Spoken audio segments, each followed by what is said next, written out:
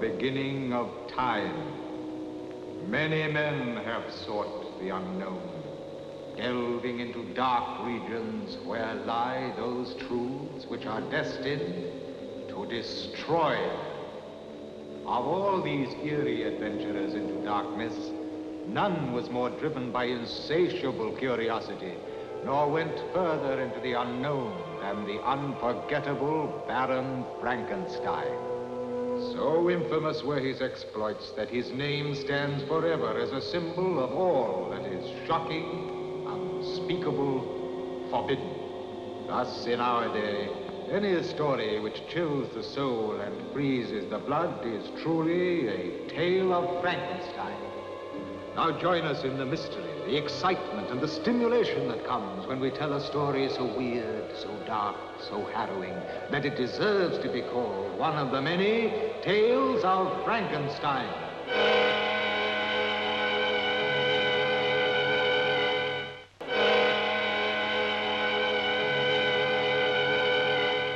I knew it. Tucked away down at the bottom of the page. Mr. Walter Durst will give the last of his lectures on clairvoyance tonight at the Cumberland Hall. What? The advertisement. So discreet it's practically invisible. I thought it was quite tasteful. I wish you'd let me deal with that side of the business. You have no head for publicity. I had such an odd dream last night. Not black horses again. I couldn't stand another funeral. It was most frightening. I wish I knew what it meant. Good heavens, they've discovered petroleum in Cheshire. Judith, please listen to me. Walter, I am sorry. I didn't realize you were so upset. Last night, Judith, do you really believe I somehow have an ability to see into the future? Good heavens, dear, we know you do. I mean, some people are left-handed, others have perfect pitch. It's happened and you before, hasn't it? Time after time. The fire in the hotel at Bournemouth, the diphtheria epidemic. Walter, what is it? Judith, last night I saw a murder done. Why must it happen to me? Why not to someone who understands these things? I don't want it. No, Walter, don't be so foolish. We have to make a living, dear, and I'm not sure that you'll be very good at anything else. I was so frightened last night. Then why didn't you wake me? I was so sound asleep I didn't like to. Just after I went to sleep, a most odd feeling, as though something were trying to get inside my head, something pushing and probing, and then an odd sound like nothing I'd ever heard before, and then the picture, misty at first, the buildings all blurred, and then all at once it came quite clear. I was walking along a darkened alley in the East End. There was no sound. I could hear nothing but my own breathing. I wanted to save the woman, and at the same time I knew I couldn't stand to see what was happening.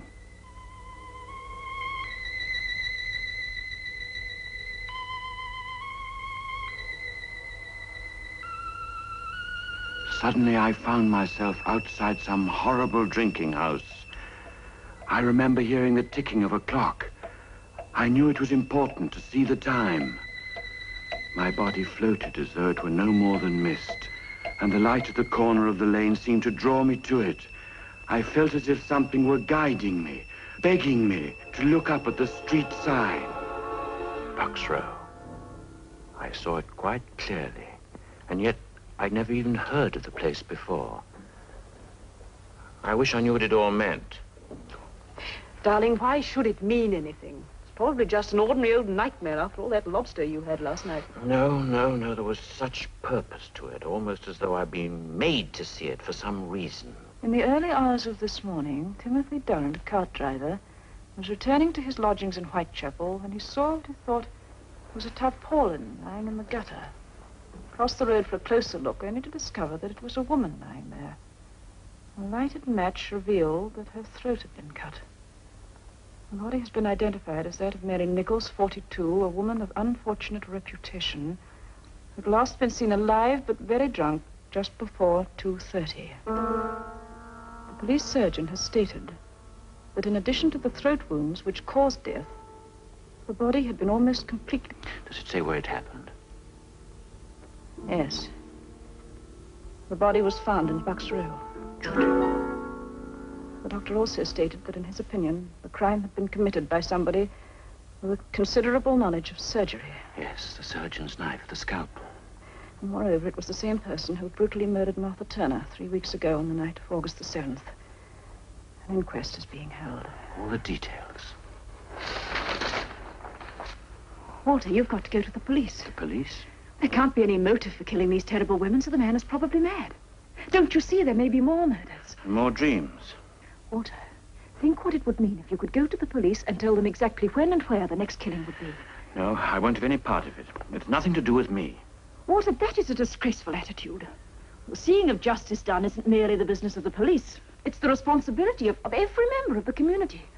Why, it might mean the saving of countless young lives. Oh, they were hardly young. Walter, it is your duty to go to the police. All right. I suppose you're right. As usual. And, darling, think of the publicity.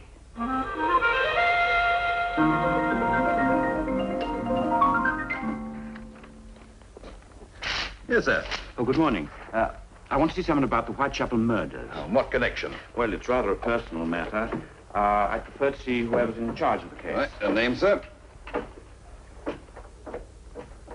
Clairvoyant. Yes? You're new, aren't you? I beg your pardon? You haven't been in before. No. Well, Inspector McWilliams in charge of the case. I'll tell him you're here. That's if you don't mind waiting a while. I mean, all those people A have... lot of money, sir. Brought them all out today. Gypsy Jim, One-Arm Nell, and the old lady with the crystal ball. She can tell us the identity of Jack the Ripper for a mere £50. Jack the Ripper? Well, that's what the newspapers have tagged him. Oh, we have them all, sir, especially on a case like this. But, Constable, I assure you I didn't come here because of any reward. Last night in a dream, I saw the exact circumstances of the Bucks Row murder. Several hours before it occurred. The time, the place, everything. Now, sir, you look a nice, sensible sort of gent. You know, the wife had the same trouble. Wake me up in the middle of the night, she would, just to tell me about these here dreams, so I got her some stuff called slumber pills. Only a cheap medicine, you know, but efficacious. Very efficacious. Never had any more trouble with her since. Thank you, Constable. I assure you will have no more trouble with me either. Good morning. Emily, don't lag behind. I wish to see someone about Jack the Ripper. My little girl has some information I know will prove invaluable. Have a seat, It Mother. happened yesterday afternoon during my usual Tuesday seance. Emily was in rapport with Liati, her little Aztec friend, when suddenly there was a swirl of orange ectoplasm. A ghastly grinning face appeared. Charlatans! Charlatans!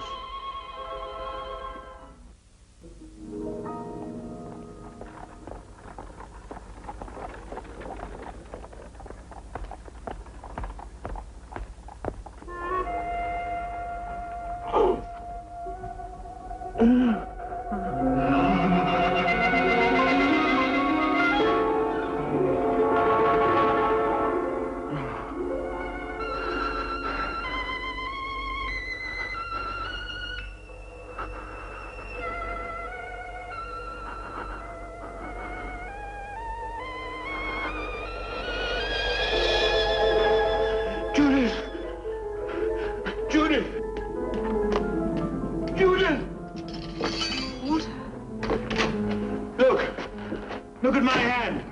Look. It happened again. Quite suddenly. I saw the body. He'd cut an ear off. It was lying in the gutter. I picked it up. You see, the blood's still on my hand. Walt. No, I won't wipe it off. They can see it at Scotland Yard. It's a manifestation. They'll have to believe me.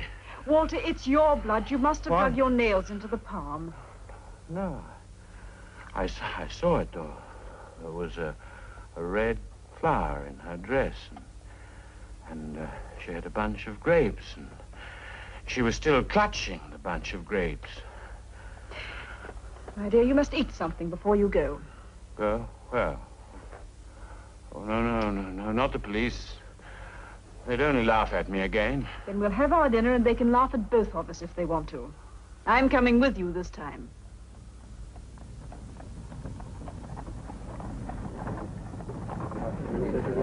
First, please, thank you. 2 pennies. Yes, madam. First, please. I think I've got some pennies. You can change at Oxford Circus and take... What? Easy. here. I can feel it.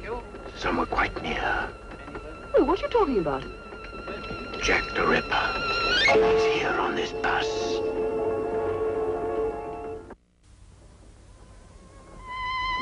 Jack the Ripper. He's here on this bus. Where? I don't know, but I can feel the vibrations. It's the same man, the man in the dream. Regent Spock. Walter, are you certain? Of course. Then we must do something. Try to find him. It's vanishing. It's fading away. Regent Spock. Walter, quickly. Oh, it's Rudin.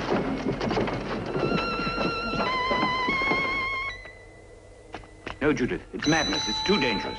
There, going into the park.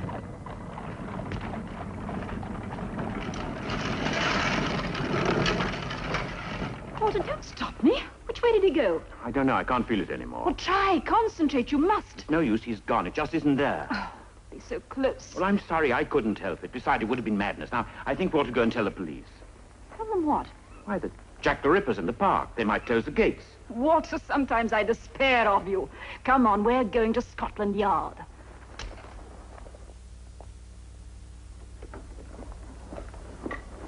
Oh, I didn't expect to see you here again, sir. I want to see Inspector McWilliam, isn't it?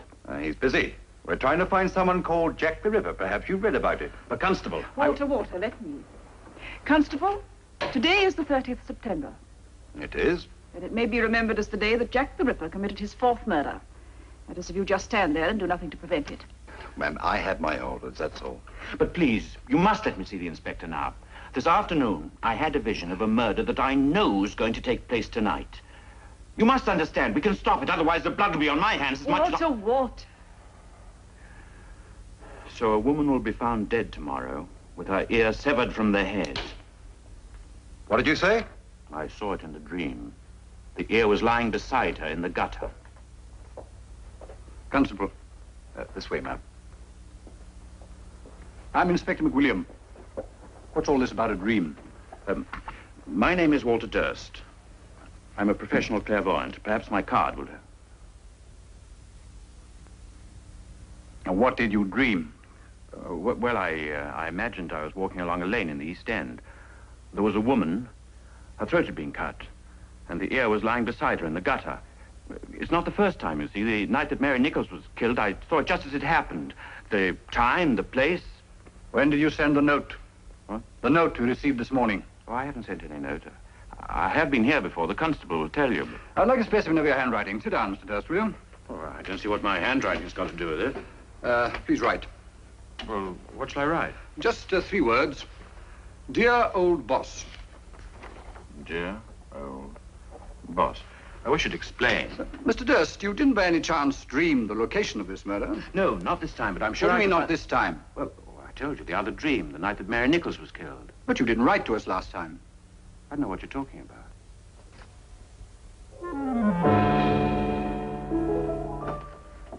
Then you must believe me, Inspector. I told you that I saw it. No one knew of this letter except the men in my office and the man who wrote the letter. Did you write this letter? No, I didn't write it. I didn't. Judith! Judith! You will be kept in custody until we can make further investigations in the morning. Please let me go. Don't you see what you're doing? That's enough, that's enough. Come on. But the woman, I saw what he did to her. You couldn't tell it was a human face. You could save her. Perhaps I have. Please. Please let me help you. All right, Constable. Well, then, God help you.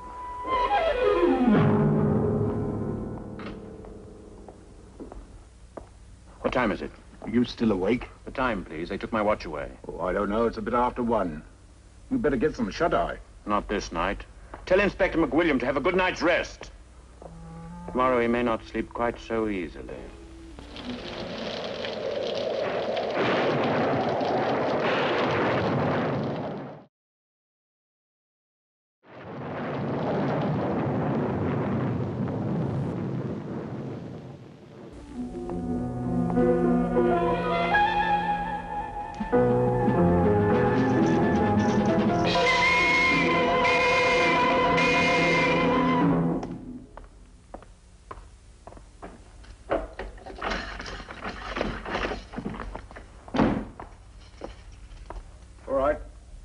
They want to see you at the yard. Can you hear me?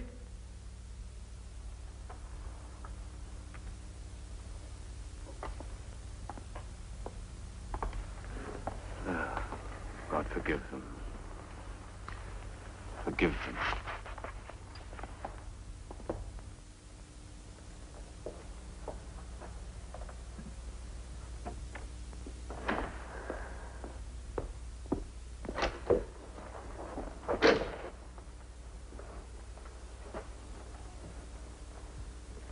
So it happened. And it was in your power to save that life. 2 lives. 2 women murdered within an hour.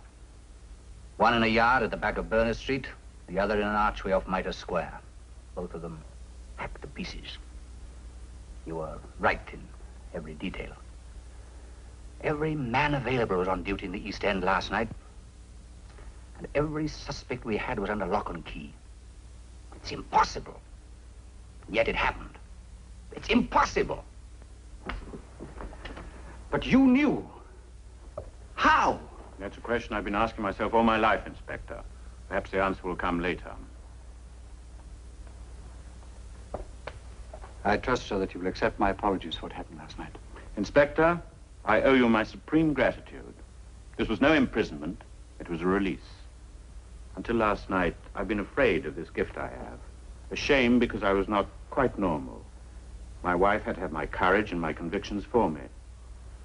Now I know this power was given to me for a purpose. Respect must be paid to it, and to me. I wish to heaven I'd believed you last night. Should you dream again, of course I shall act immediately. We can act now. Walter, last night? No, this was no dream. But I can find Jack the Ripper, probably tonight. This time I shan't even ask how. Every policeman in London is at your disposal. And that won't be necessary. Shall we meet at my house at 7 o'clock? At 7.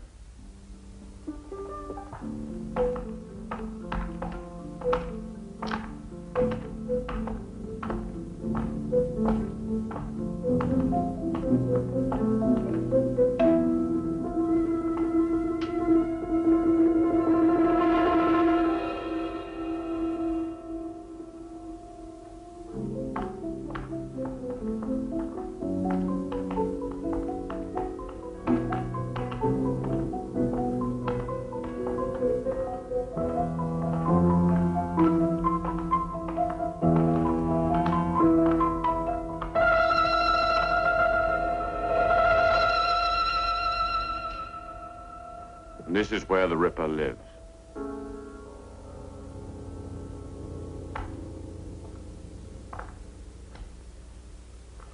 G.R. Willardon, FRCS. Do we knock? I don't know. I don't think we can wake them at this late hour. This is where he lives. It's incredible. A large house in Harley Street, FRCS. Fellow of the Royal College of Surgeons. Inspector, there's a dog lying at the foot of the stairs. Seems to be light on, sir.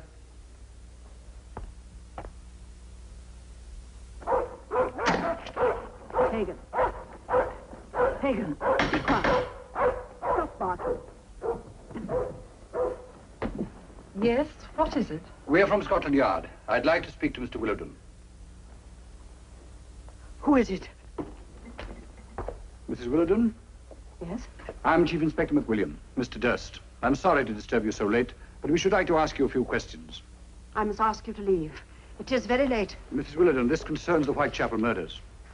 It would be very easy for me to get a search warrant. The police? Mr. Willardon? No. My name is Hatherley. I'm Mrs. Willardon's doctor. May I ask the reason for this visit? I would like to see Mr. Willardon. That's impossible. Will you come into the library, gentlemen?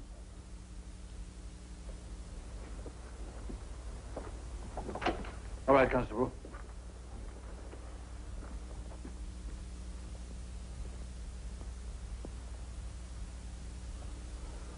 The funeral is tomorrow. I'm sorry, Mrs. Willardon.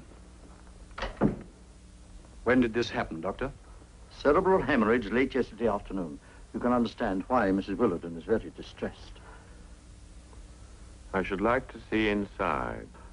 Inspector, this is outrageous. I insist you take your men and leave this house instantly. Did you sign the death certificate, Doctor? I did. May I see it, please? It's not here. It's at my surgery. Why did you come here? We have reason to believe that your husband knew something about the Whitechapel murders. Why? I am not at liberty to say. You think he's Jack the Ripper? Mrs. Willardon, I'm here to ask questions, not make accusations. This is a strange... Did you notice anything unusual about your husband's behavior these last few weeks? Mr. Willardon has been ill I'm for some... talking to Mrs. Willardon. Will you please answer my question? You know, don't you? You know. Myra. Of course they know. Don't be such a fool. Why else would they have come here? They followed him. They saw the blood. Blood? Mrs. Willardon is hysterical, you understand? What blood? He was wearing his new coattails, wasn't he? I was standing on the stairs when he came in. The blood. All over his white waistcoat. Myra, I beg you. It doesn't matter now.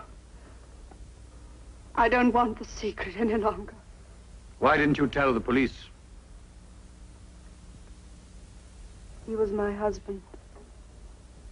I loved him very much once. He was so gentle then. Seems quite a long time ago when he had to give up the practice. It was terrible seeing the change in him. I wonder what made him do those things. One day I heard Pagan screaming down here in the library. He wasn't allowed in here at all. When I came in, he was sitting just over there, biting at his paw. There was a hatpin right through it. He used to love the dog so much, too. And there were the bats. You know that he paid boys off the street to catch bats for him. They'd bring them in a bag to the back door. I saw once what he did with them. He dipped them in paraffin and lit them so that he could see the poor burning things go flapping round his head, and he'd clap his hands and laugh like a child. Then at night, he began to go out.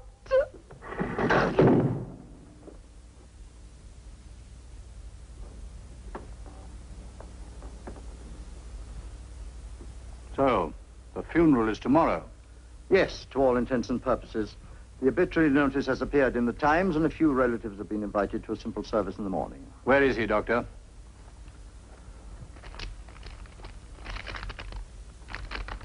A certificate of insanity? Yes, Willardon was sent this morning to an insane asylum outside Edinburgh. May I keep this? You will find it registered and in order. You realize what this means? Yes, of course. Yes, once certified and committed to an institution, a person is beyond the jurisdiction of the courts. Not even the law can touch Willardon now. Well, there's nothing more we can do. No, it's better. We should never know. And now, if you'll excuse us, Inspector, it has been an agonizing ordeal for Mrs. Willardon, and she has to rise early in the morning for the funeral. Inspector, is it a terrible thing to hope there will be more murders in Whitechapel?